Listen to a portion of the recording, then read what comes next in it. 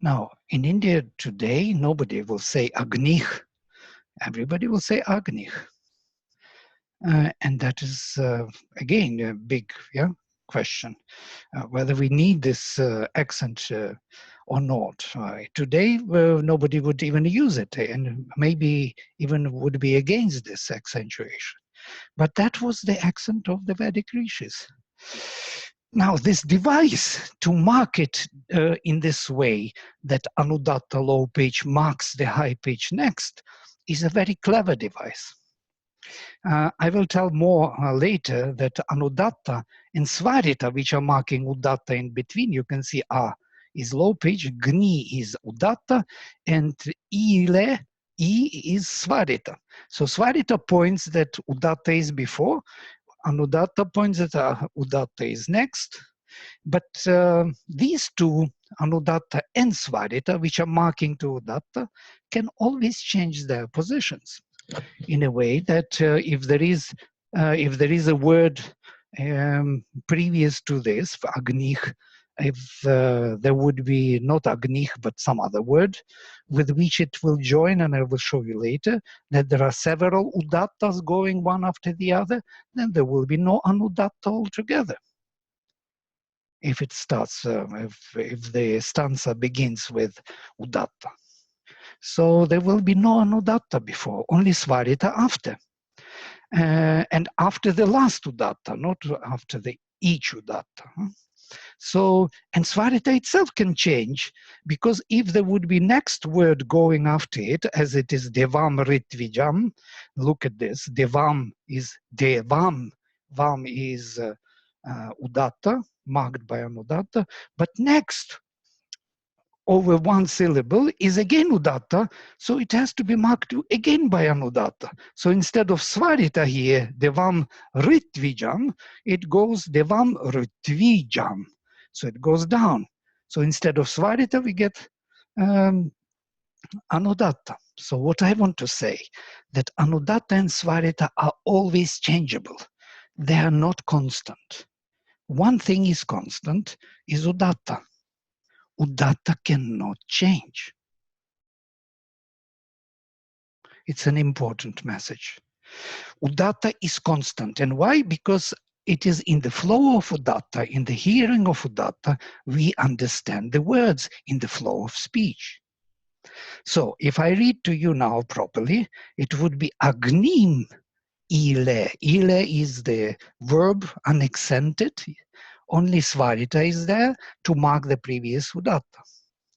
Agnim Ile. Purohitam. Purohit. Purohitam. Not Purohitam. Yeah? I will speak more about distortions which came with Vedic accent, especially Svarita, when Svarita is read higher, as it is recommended by Taittiriya. So, Agnim Ile Purohitam Yajnasya Devam Ritvijam. It is Ritvij, not Ritvig, not Ritvig, Ritvijam. Hotaram Ratnadhatamam. This is Hota, not Hotaram Ratnadhatamam, but Hotaram Ratnadhatamam. Totally different accent. So how do we know that Ho is Udatta? Because Svarita is next, pointing that before was Udatta, and there is no Anudatta before. Can't be, because it's the beginning of stanza. Now, the reading, which is usually, known in India today, is Taittiriya style. Agnimihile, Agnimihile, Purohitam, Yajnasya Devam Ritvijam, Hota Aram Ratnadhatamam. Of course, the rishis didn't read this way, it's quite clear. It's just the markings. Markings where the Udatta is. It's for the preservation of the text. There is something in this accent which is coming from the natural usage of it. And that is that every time we make an accent in the word, if I accentuate the word, you can hear in my intonation, I always go down before I go up. So every previous syllable, it's like on piano, you play notes and you want to make a forte, high pitch. So to make it louder, you have to make previous lower. So it's a very natural for us to lower the voice before we raise the voice. Satisfaction. Why do we do satis? Why we go tis down before faction? Because to make that stand out, yeah, in the flow of speech, you have to lower the pitch. So anudatta is very natural. It's taken from the natural observation of our speech that it has to go down before high pitch is produced. Now, what is svarita? Samahara svarita, as Panini says. Svarita is composed of 1/3 udatta and 2/3 anudatta. So once the voice is raised, it's very difficult for the voice to go immediately down unless there is next syllable coming as udatta. Then you must do it. But otherwise, once it is raised, satisfaction, the voice falls from that, you know, when the vocal cords are contracted, it will be falling pitch. So svarita is taken from the observation of normal speech as a falling pitch, as a post-accent pitch, as it were. So this is the device which was used to mark the udatta. Why it is important? Maybe before that, I will also say a few words about the different styles. Yeah, I should read this text in this way. Agnimile purohitam yajnasya devam ritvijam. Not Agnimile. This is Taittiriya style, where Taittiriya prescribes svarita to be even higher than udatta, to be better marked, that we know for sure where udatta is. Because these devices are necessary to preserve the text and not to read it. Though it is taken from natural ability to see how we speak in speech, so to say, low pitch, high pitch, and falling pitch. There was also a very interesting research done by scholars about accentuation in Indo-European languages. And they did this research with children from different nations. And they noticed that when children speak, they raise the voice, and they raise the voice 5 tones higher, from do to sol. Do, re, mi, fa, sol, do, sol. This is when we accentuate words. We do this high jump for udatta. Here, in this style of marking, udatta is in the middle. It's like 3 notes. Do, re, mi bemol. So, agnimile purohitam. You see, agnimile, only 1 tone low and half tone high for svarita. So this udatta in between is, truly speaking, not very high pitch. It's just marked by these 2. It's just pointing to it. It's not used properly as it should be used. As it should be used. It has to be much higher. That's why Panini was writing, Uchchaih udatta. Udatta is the highest. Nichaih anudatta. And anudatta is the lowest. And not 1 tone. Yeah? These are only to show the markings. They are for the preservation of the text. But reading has to be, udatta has to stand out. So if I read it with this accent, I can hear the diction of the rishi, because this is a totally authentic text. At least one we have such text, that is Rigveda Samhita. Why I say it is authentic? Because in all words in the Rigveda, you will find the same accentuation for each word. There will be no alternations.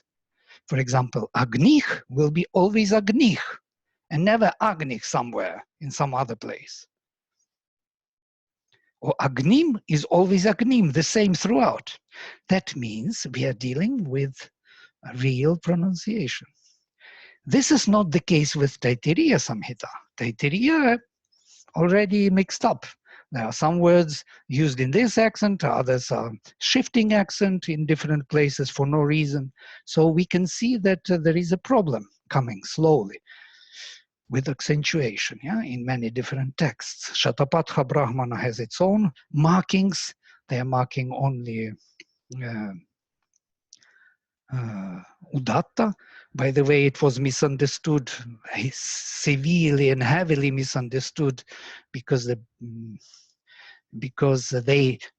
mark the Udatta with this line, as they mark here Anudatta.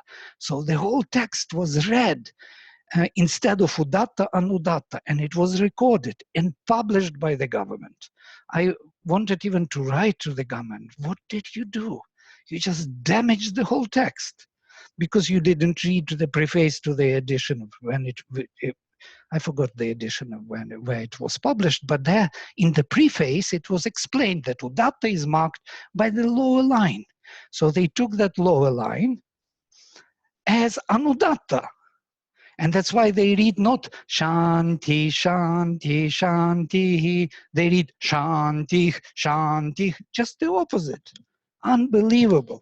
Nobody even thought of it, that such mistake can be made.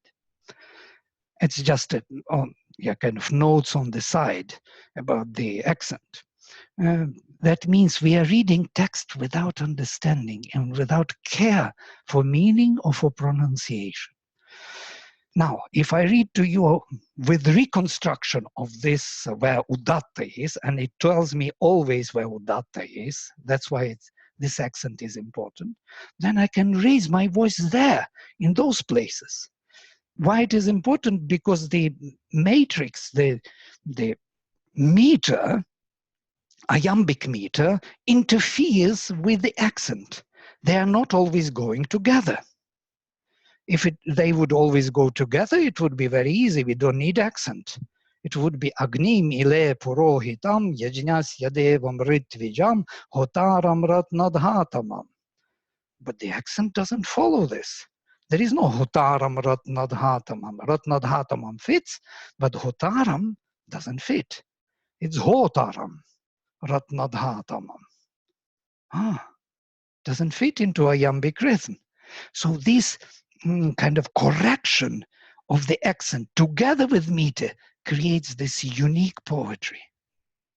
That's what I was talking about, why it is important. And not because that's because of Vedic accent reading. Vedic accent reading is just to preserve the text. Since we have text written already, it doesn't matter. We don't need this preservation. At least we have the text. It's preserved. So now reading. Agnimihile, in original, Purohitam yajnasya devam ritvijam hota aram ratnadhatamam. Why I'm reading double accent, hota aram agnimihile? Why? Because these are long vowels and they have svarita. And when Brahmins read in Taittiriya style, they have this very interesting mistakes, because svarita is very high pitch. So they make short syllables long. For example, they read in this way. Listen. Agnimihile purohitam. Not purohitam. It should be short. Purohitam. But you cannot make high pitch of svarita only short. It doesn't work. So purohitam. So now we have to distinguish between purohitam and agnimile. So ile and hitam sounds the same two matras. How would you distinguish? Both are svarita. So one is made double svarita, that means long syllable, long vowel, and one is made one, and that is short vowel. That's the whole logic behind it. So Agnimehile, long E, Purohitam, one short E, because there is no double svarita. You can see the distortions are coming from it. Yeah? Well, now text is preserved. Now we can reconstruct it. We can try to read as it should be read, or as it was read by the Vedic rishis. Agnim ile. I'm reading as poetry, not as a recitation. Purohitam yajnasya devam ritvijam hotaram ratnadhatamam. Agniv purvebhich rishibhich idionutanair ruta sa devan eha vakshati. Sa devan eha vakshati, because both are udatta. Eha means iha. Iha here. Nobody would say iha today. Everybody would say iha today. So here, sa devan eha vakshati. And that makes a diction of the rishi.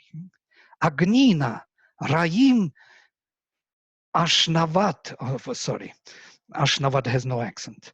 Agnina rayim ashnavat posham eva dive dive yashasam viravatamam agne yam yajnam adhvaram vishvatav paribhur asi sa id deveshu gachati.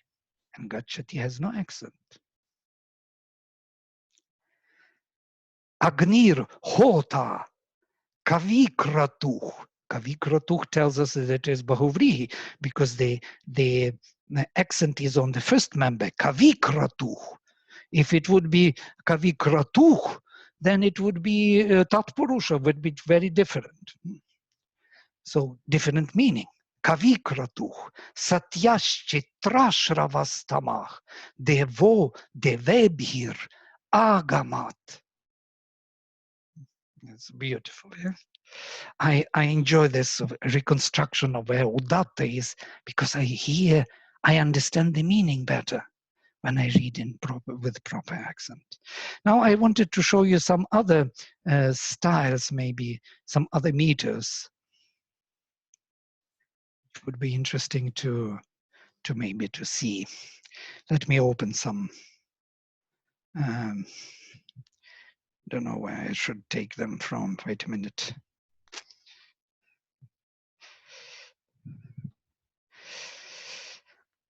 I will open from the book 5, maybe. Difficult. Trishtup. Trishtup is a different meter. If 8-syllabic pada is quite easy, you have opening, agni mile, and then purohitam, only 2 parts. Here you have 3 parts.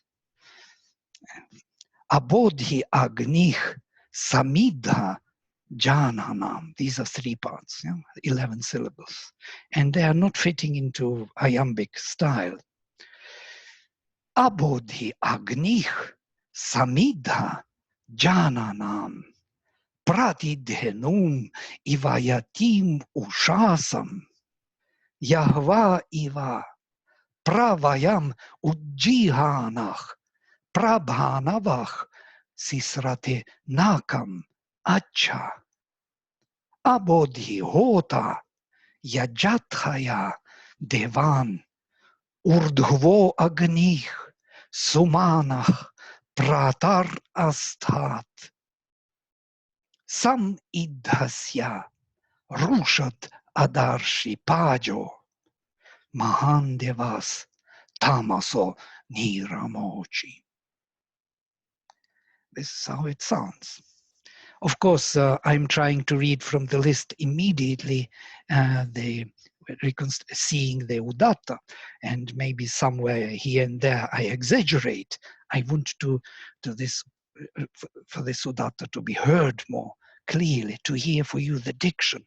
And if we learn to read this way, we can really understand the meaning.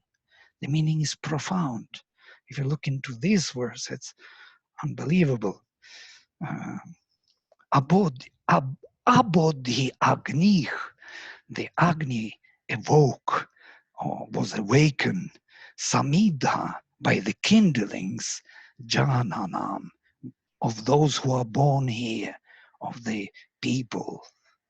Pratidhenum, and towards the cow, Iva, as if, Ayatim Ushasam, coming, arriving, dawn, and so on. It's just so beautiful. It's difficult part. I interpret it differently than it is usually translated. And we, full of power, rose in the morning, Prabhanavah Sisratena Kamacha, as if the flames of the fire, we moved upward towards heaven, directly towards heaven. Abodhi Hota, awoke is the Hotar, the invoker, the summoner of the gods. Yajataya Devan, to sacrifice here the gods. To sacrifice the gods he awoke, to bring them down.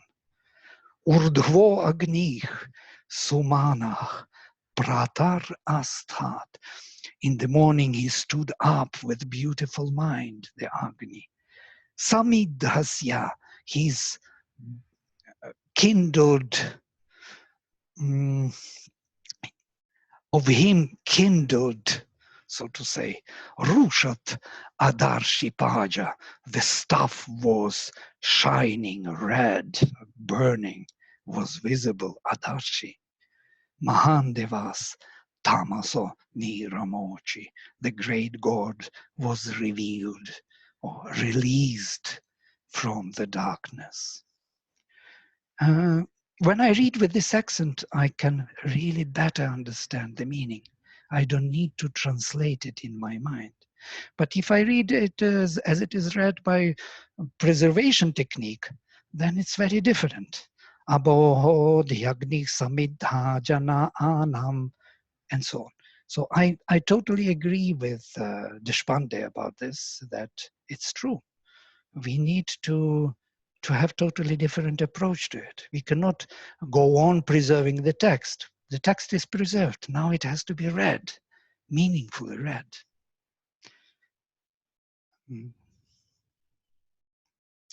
All right, I stop here. Thank you. And if you have some remarks, observations, it would be nice to discuss these issues. They are very important for India, to bring back the Veda, to start using the Veda as the book of knowledge. Thank you.